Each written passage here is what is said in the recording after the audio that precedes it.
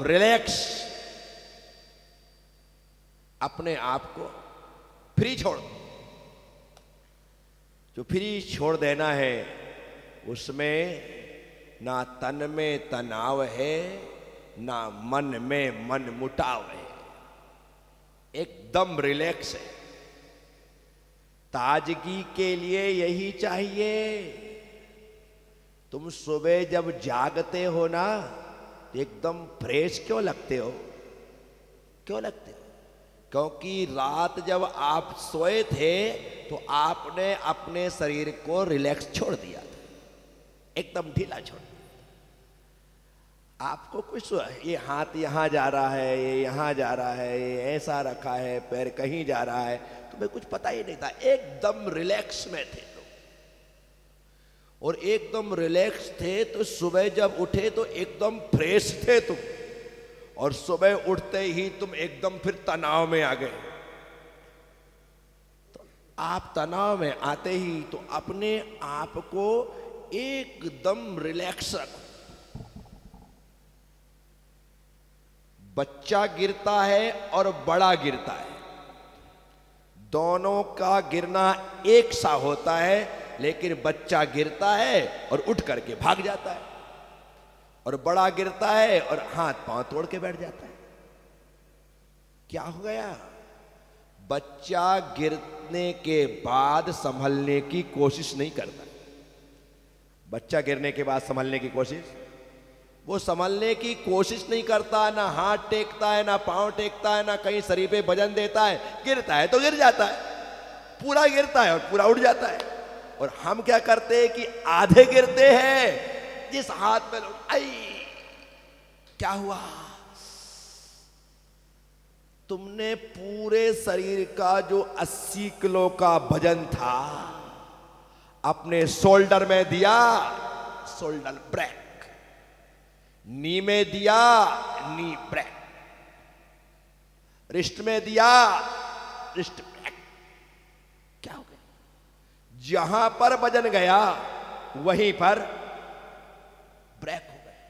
तुमने संभलने की कोशिश की, इस कारण से टूट गए।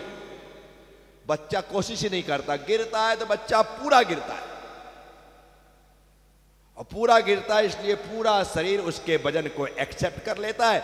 वजन बिल्कुल बराबर डिवाइड रहता है, कहीं पर लोड आता ही नहीं है, तो बच्चे को कुछ नहीं होता है। ये सच्चाई है। हमारे टूटने फूटने का कारण सिर्फ इतना ही है कि इस रिस्ट में, इतने से शरीर के पंजे में यदि आप पूरा वजन दोगे तो टूटेगा ना।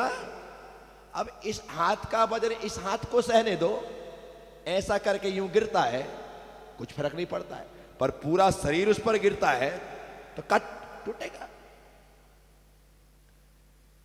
बस ध्यान के लिए जिस दिन बच्चे हो जाओगे उस दिन ध्यान तुम्हारे जीवन में प्रकट हो जाएगा। तुम्हें और कुछ करने की आवश्यकता, गिरना तो पूरे, बस हो गया ध्यान। लोग कहते हैं कैसे करें, कुछ भी नहीं होता है, बड़ा ही मस्ती है, बड़ा आनंद है। तुम करने की कोशिश करते हो इसलिए तकलीफ होती है, और यहां पर करना कुछ नहीं है, इसलिए आप गौर करो।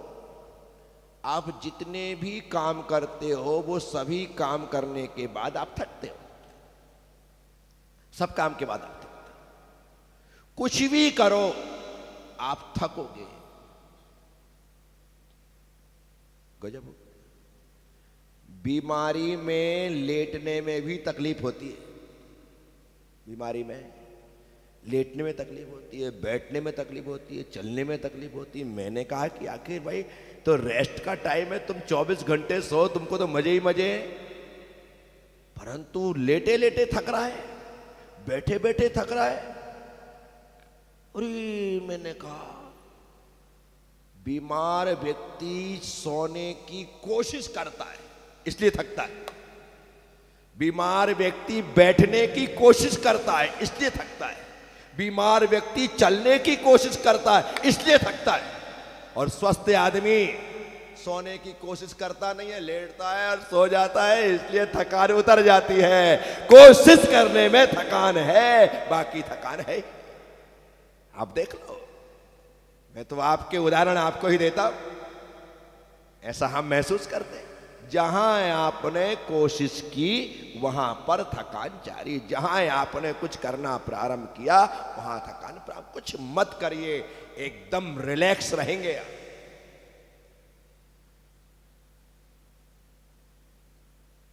मैं इतने आनंद से क्यों बोलता हूं? क्योंकि मैं बोलने का टेंशन लेता ही नहीं। क्या बोलना है इसका भी टेंशन नहीं लेता हूं, क्योंकि टेंशन वो व्यक्ति लेता है बोलने का जिसे अच्छा बोलना हो, जिसे लोगों पर अपनी छवि बनानी हो, इंप्रेशन झाड़ना हो। वो व्यक्ति कोशिश करता है, बेचारा 2-2 4-4 घंटे पढ़ेगा, पॉइंट निकालेगा, एक किताब पढ़ेगा, वो किताब पढ़ेगा, ये कहानी अच्छी है, ये गाथा अच्छी है, ये पॉइंट अच्छा है, ये थॉट्स बहुत अच्छा है, इसमें तो तालियां बजने ही वाली। अपन करते ही नहीं। अच्छा लगे ताली दो, ना लगे गाली दो, अपना क्या जा रहा है? यदि बोलने में भी तनाव हो तो मैं आपको बोल करके तनाव से क्या मुक्त कर सकूंगा? नहीं कर सकता। एकदम रिलैक्स, जितनी देर बोलना उतनी देर बोलना, नहीं बोलना तो बंद, कल बोलेंगे। ये सच्चाई है। आहार करने में जाता हूं, बड़े आनंद से आहार करता हूं, जितना करना उतना करता हूं, नहीं करना बैठ गए, काम खत्म। अब मैं उसमें तनाव में रहूं,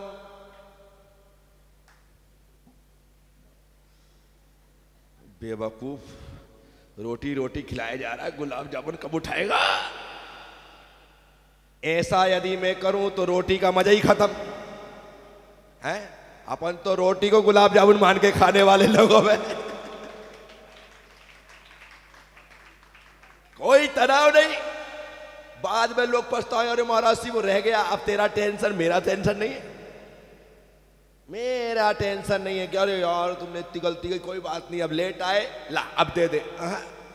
टाइम यदि उसका निकल गया तो निकल गया। अपन ने तो उस टाइम पर जो चीज आई उसको गुलाब जामुन माना, इत्मीनान से खाया और बैठ गए। ये मस्ती है। मैं सबको कहता हूं, बस ऐसी जिंदगी जियो, कोई टेंशन नहीं। कल की तो छोड़ो, अगले पल की फिक्र नहीं करने का।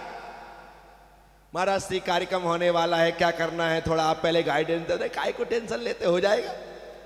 महाराज श्री कार्यक्रम होने वाला है, क्या कितने लोग आएंगे, कैसे आएंगे, आ जाएंगे, उनका टेंशन अपन क्यों दिमाग लगाओ? है जिसको आना है वो आएगा, जिसको नहीं आना है वो नहीं आएगा, क्यों दिमाग लगाना? बताओ।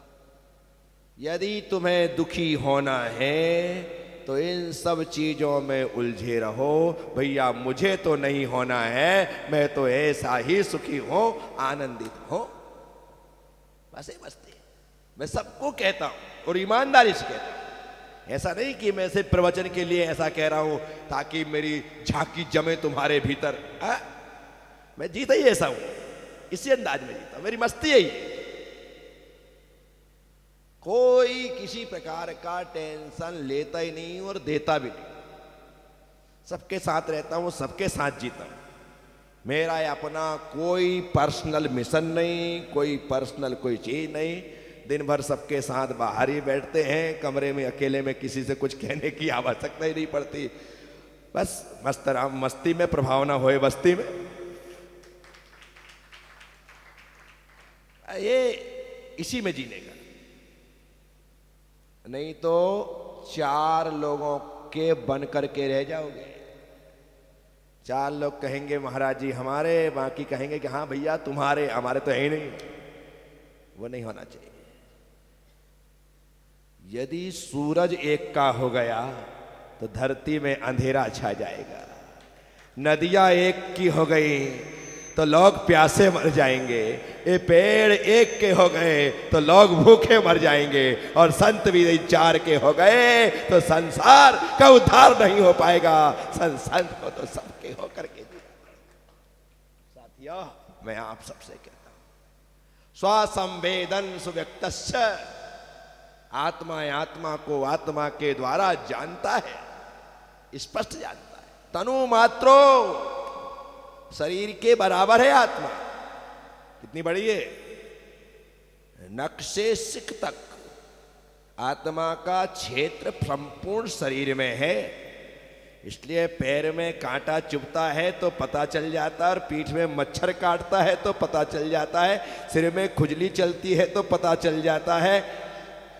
क्यों? क्योंकि आत्मा के प्रदेश संपूर्ण शरीर में व्याप्त है। यदि संपूर्ण शरीर में व्याप्त नहीं होते तो पैर में चुभने वाले कांटे का एहसास नहीं होता, पीठ में काटने वाले मच्छर का एहसास नहीं होता, सिर में चलने वाली खुजली का एहसास नहीं होता। और एहसास हो रहा है, इसका मतलब है जो यहां पर चल रहा है उसे जानने वाला आत्म तत्व वहां भी विद्यमान है, इसलिए उसका एहसास हो रहा है। तनु मात्रो, शरीर की बराबर आत्मा है। इसलिए मैं आपसे पूछूं कि आत्मा कहां पर है? यहां पर या यहां पर? जल्दी बोलो। आत्मा कहां रहती है? यहां हार्ट में या माइंड में?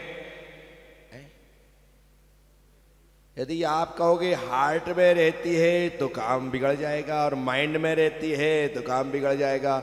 आत्मा तो पूरे शरीर में व्याप्त है, पूरे शरीर में व्याप्त है। तनु मात्रो, शरीर के आकार का, निरत्यः, अविनाशी है। कैसी है? आत्मा कभी नष्ट होने वाली, द्रव्यार्थिक नय और पार्यार्थिक नय की अपेक्षा से नए दो प्रकार की। द्रव्य जो है वह शाश्वत है, और पर्याय जो है वह नश्वर है। तो आत्मा जो है वह शाश्वत है, वह द्रव्य है, वह कभी नष्ट नहीं हो सकती। हम चतुर्गति संसार में अनादिकाल से भ्रमण कर रहे हैं। हर गति में यही आत्मा थी, कोई नई आत्मा नहीं आती। जैसे हिंदू परंपरा में कहा जाता है, क्षिति जल पावक गगन समीरा, पंच तत्व मिल अधम शरीरा। इन 5 तत्वों से मिलकर के ये अधम शरीर निर्मित हुआ है, ये आत्मा निर्मित हुई है, ऐसी मान्यता उनके यहाँ है। शरीर के नष्ट होते ही आत्मा नष्ट हो जाती है, लेकिन जैन धर्म कहता है ऐसा नहीं है। शरीर नष्ट होता है, आत्मा तो अजर अमर है। आत्मा तो हमेशा से है और हमेशा रहेगी। यही आत्मा निगोद में थी, यही आत्मा आज प्रज्ञा सागर की पर्याय में है, और यही आत्मा एक दिन सिद्धालय में विराजमान होगी। आत्मा वही अविनाशी है, नित्यः। फिर कहते हैं अत्यंत सौख्यवान। कैसी है? अनंत सुख से संपन्न है। सुख बाहर से नहीं आता, सुख भीतर से प्रकट होता है। सिंटेक्स की टंकी और कुएं में कितना अंतर है? कितना? सिंटेक्स की टंकी में पानी बाहर से भरा जाता है, और कुएं में पानी भीतर से आता है। समझ रहे हैं ना? बस आत्मा का जो सुख है वो कुएं के पानी का सुख है, और शरीर का जो सुख है वो सिंटेक्स की टंकी के पानी का सुख है। बाहर से भरा, खत्म हो गया तो नल करते रहो चालू बंद, एक बूंद नहीं आने वाला। लेकिन कुएं में तो लगातार आओ चालू है। आत्मा अनंत सुख से संपन्न है, उसका सुख स्वयं का है। गन्ने और जलेबी में कितना अंतर है? गन्ने में और जलेबी में कितना अंतर है? गन्ने में उसका मीठापन खुद का है, और जलेबी में मीठापन बाहर से डाला गया है। जिसमें खुद का मीठापन होता है वो एकदम सीधा होता है, और जिसमें मीठापन डाला जाता है वो, समझ रहे हैं ना साथियों? शरीर का सुख तो बाहर से डाली गई मिठास है और आत्मा का सुख भीतर से प्रकट हुई मिठास है। तो मैं आप सबसे कहता हूं